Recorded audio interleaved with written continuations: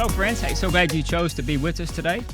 We have a very old friend. Paul Aaron is our guest. Hey, Paul. How you doing, brother? I'm doing good, Clay. We've known each other 30 years, I believe. yeah, a long time, long enough. We were in the kindergarten class, No, I don't think. think so. Right? I don't think that goes that far back. So tell us about your family. Well, you know, I just remarried last summer after losing my wife of almost 40 years, and the Lord's blessed me amazingly with another amazing woman of God named Jennifer, and I am so pleased. We're going to celebrate our first year anniversary on June the 1st. Oh, that's 2 weeks. Yeah. Yeah, it's right here. And Wow. and of course, Congratulations. You know, I have, because of the marriage, due to the marriage, I have my first grandbaby. Oh, sweet. And he's going to be 1 on July the 4th. Okay. So that's exciting. That's been one of the biggest blessings, besides finding another wonderful woman to live my life with and share my life with, is the grandbaby. Yeah. His name is Boaz, by the way. Oh, really? Wow. That's a cool name. Wow. Well, you met as you came in. That was my granddaughter. I did meet. That greeted you, and then that's my great-granddaughter. That's right. So, yeah, And it's that was a neat conversation we had. yeah, it's pretty cool what the Lord's done. So, Carla was sick for it seemed like maybe 10 years. 5.5 years. Was it 5.5? Okay. Yeah, and she really actually, she had melanoma, and by the time it was diagnosed, it was stage 3B metastatic. And so she had ups and downs, like a lot of cancer patients. The last year was the roughest. Yeah. But then, she developed dementia as well. So it was a dual sword.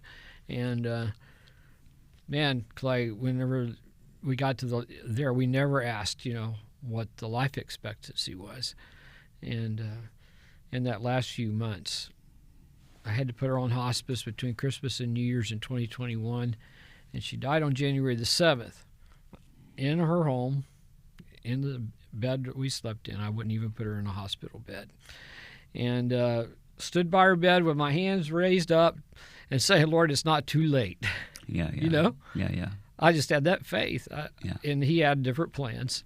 Yeah. And so, I never got angry with God about it. I just want to encourage everybody out there. The fact is, we don't have to be angry with God. We can see the goodness of God in everything that he does, even in the trials, even in that loss. I see the goodness of God and her reward. She's already got her reward.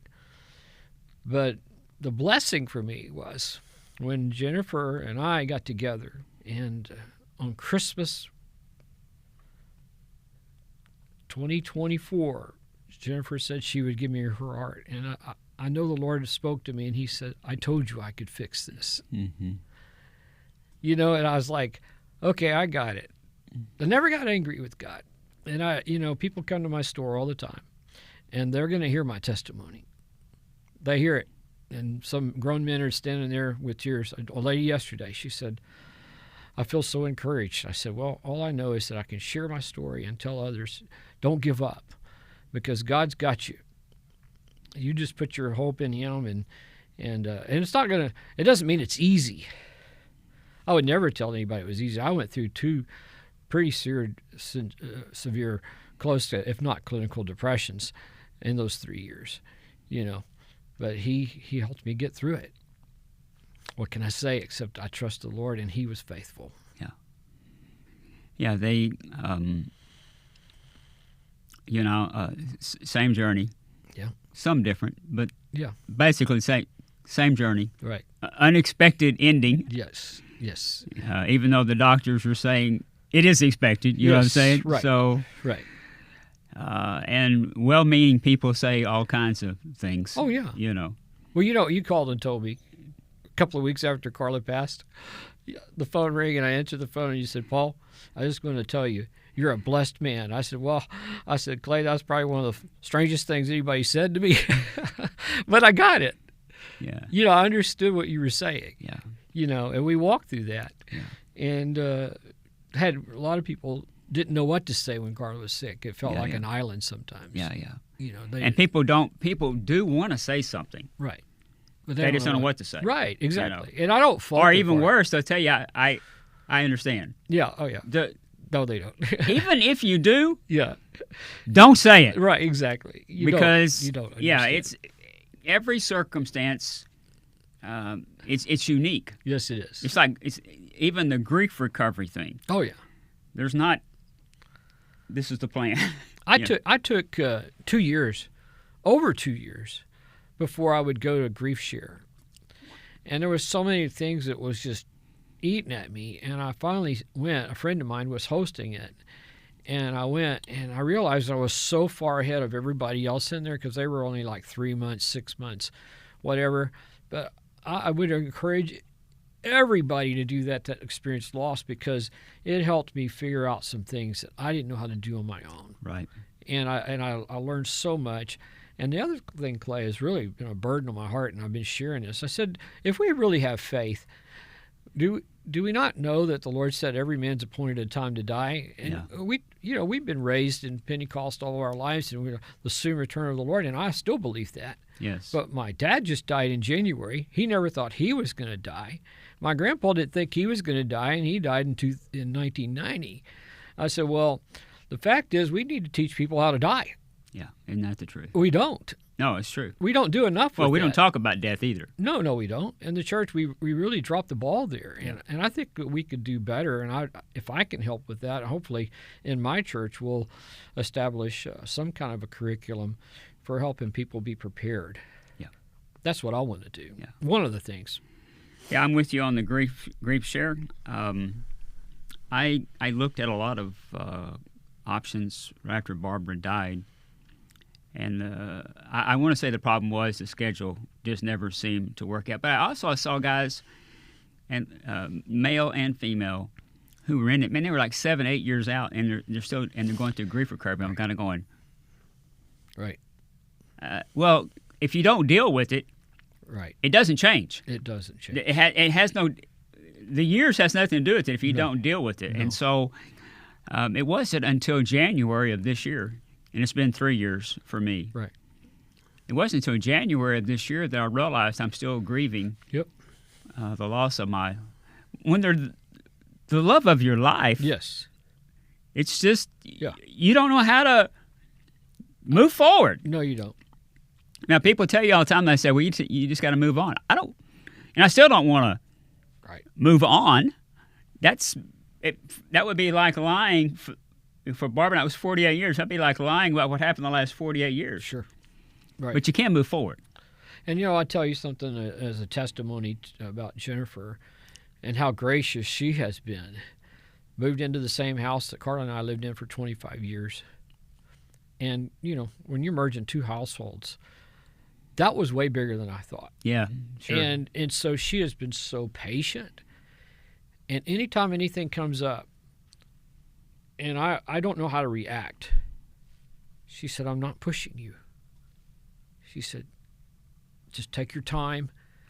And then several times she said to me, why would you? I said, I might apologize for something that I'd said. She said, well, why would you throw 40 years of your life away? Now, I'm going to tell you, I'm a blessed man to have somebody that would be that kind. Because I've had other people tell me, don't bring their name up, don't do this, whatever. Yeah. That's not the case here. Yeah. And I'm thankful for that. Yeah. And she's a singer. She sings, and she's not an instrumental musician like myself, but people ask me, do you sing? Your granddaughter asked me, and I said, well, I was actually a vocal major in college.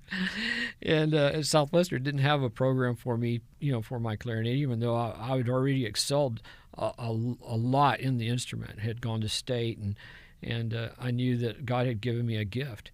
Can I tell you about that? Just a second. Yeah, sure. The craziest thing about it is that when I didn't want to play clarinet. I just didn't want. I said that's a girl's instrument, and my elementary instructor went to my parents and they said, I don't know what's wrong with him, because he shakes when he's playing, and he said, but he has the most mature tone I've ever heard in an elementary student. Well, flash forward years and years later, I was sitting in church. My mom was the piano player. My dad was leading songs, and they made me play in church. I didn't. Everything was in the wrong key. And I remember taking that instrument out of my mouth and saying to the Lord, if you will anoint me, I will always play this for you.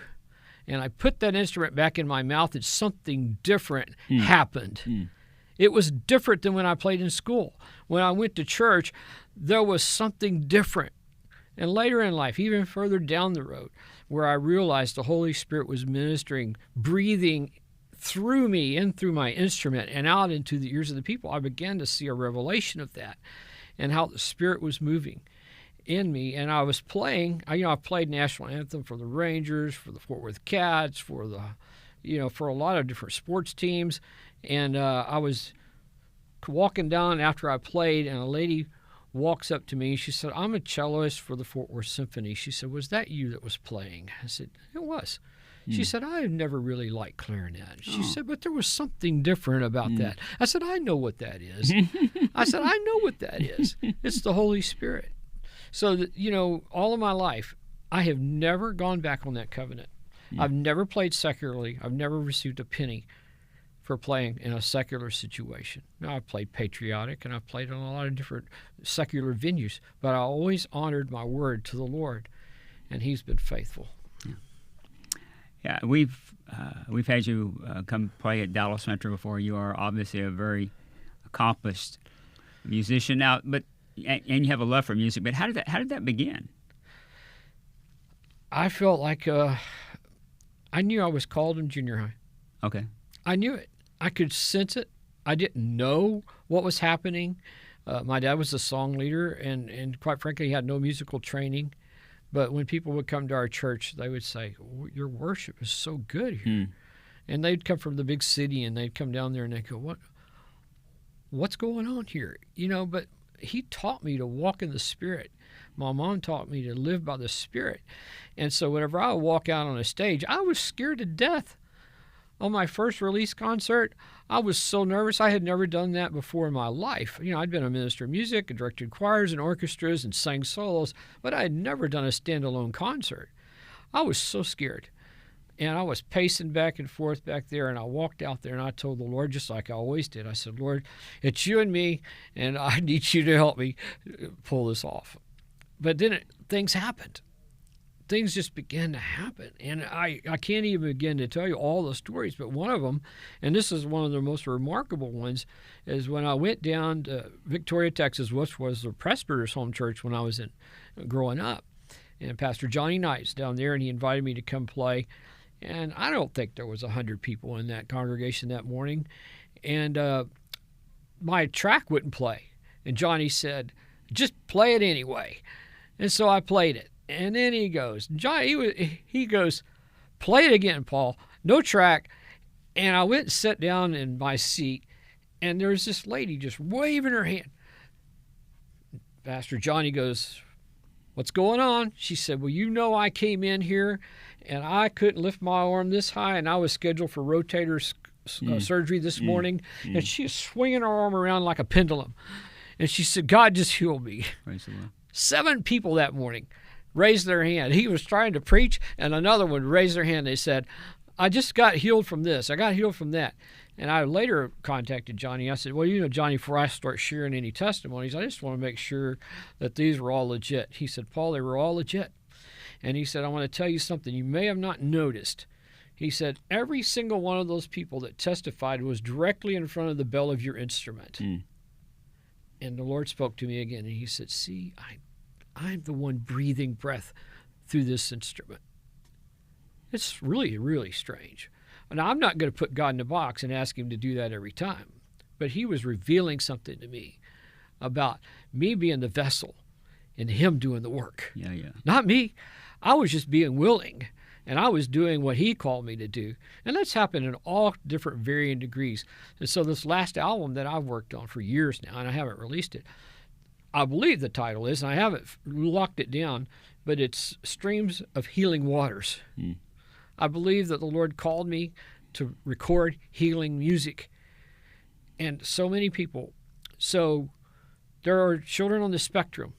I have families that have come to me and told me, one in particular, every single morning, he never stopped moving. He never stopped talking. But every morning he would come and he would get his mom and he wanted her to play the album, and he would put his hand on the CD player and he would stand there and listen every single morning. And I told my producer, I said, there's something going on here. But when we recorded, to me it wasn't a business. When we were working in that studio, while Nick was working, I'm praying. I'm walking around praying in the Spirit. I'm walking around saying, God, it's all you. I'm putting it all on you, and I'm just here. You just do your work. And Nick and I just worked and worked and worked. I said, Nick, I've got to capture what happens when I'm on the platform or the stage. I want people to be able to hear it. I can't be everywheres. I can't do this everywheres. And lo and behold, I would start getting testimonies about people that were being touched and healed and lifted up, through this medium that I couldn't be there. Yeah. It's exciting. You've got a brand new logo. Yep. Paul Aaron Music. Hope you guys can see that online. Also, we also got some of your CDs here in the studio. If someone wanted to contact you, to book you, they wanted to purchase a CD, how would they contact you? Well, on my Facebook, I have Paul Aaron Music. Okay. And that's probably one of the easiest. I also have my website, To Trust, which is TOTRUST.com. And there's a place on there to fill out an information. And, one of the things about this logo here, Clay, is that I never wanted to put my name in the highlights. Mm-hmm. But the Lord started dealing with me about that. And he said, but if people don't know who you are, that's good. how are they going to find you? Yeah. And there's a lot of Paul Aarons out there, which shocked me because I didn't know there was ever another Paul Aaron at all. But we started working on this logo, and that's when I wanted to really highlight, the music side of it. And I don't want the focus to be on me. There's a lot more years behind me than there are left in the other side. Yeah. And I want to be diligent, right? About what he wants me to do. Yeah. I don't really have all those answers because I'm like coming into these transition years, and I could see myself getting back out there, and I played all over the country. The Lord opened the doors for me to go places and do things. Even while I was running my businesses, Carla held down the businesses. I'd be out traveling around doing things. It was exhausting, but it was God. Yeah. Now, if somebody wants to get a hold of you, said the easiest way is Paul Aaron Music. Yeah, PaulAaronMusic.com. PaulAaronMusic.com. Yeah, or if you look up Paul Aaron Music on Facebook, it's on there too. Yeah, I would encourage you to do that. Paul will be a blessing to your church or to your group. You mentioned your company, Banner Time. Right. How did that get started? Well, Clay, it was an interesting thing. I already had a business, an event business. And it had been my goodness, that was you had the big inflatables. The World War II. Oh yeah, the World War II searchlights. Yes. Chris, you would have. You still own those? Oh yeah, I haven't done anything with them for years. You said, Chris, you were talking about that. That was crazy. I got into that in 1989, and we did. National Blockbuster. We did grand openings all over the country for 7 years. Walmart's, everybody you can think of. It was a thriving business. Once COVID hit, it kind of just died. And I don't have time to do it anymore. My boys told me, you just need to get rid of those things because they ran them when they were kids. They didn't want to run them. That's how they paid for their cell phones and everything, and their games. And they said, just get rid of those things because we don't want them. And I got a lot of stuff that I don't use anymore. And I have 6 of those World War II searchlights. They're 60-inch mirrors. Well, in 1993, this was my 5th year in business in the event business. And Pastor Jim McCork was counseling Carla and I because we were having a little rough patch there. And he had told us, y'all just need to slow down. And one day, this is the craziest thing that happened, the Lord gave me a vision for Banner Time.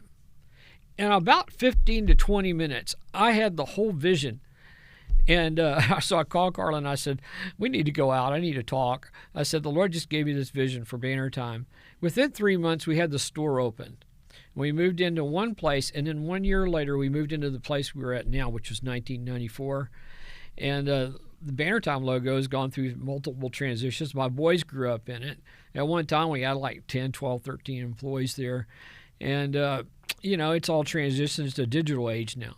My son came back and ran it from the Army while Carla was sick, and I was taking care of her. I was still coming up there. But it was very much a God thing. Yeah. And, we dedicated the business on... It was like 1993, right around the July 4th holiday, because we took off after that and went on a family vacation. But we had 40 people come to the store, including our pastor and friends and some relatives. And we walked around that place. I asked Pastor McCorkle, I said, have you ever done a business dedication? He said, well, no. He said, I've done lots of baby dedications. I said, well, we want to dedicate the business to the Lord. And so we did that right there with 40 people talking up to heaven and saying, Lord, we're just stewards here. And I still see that.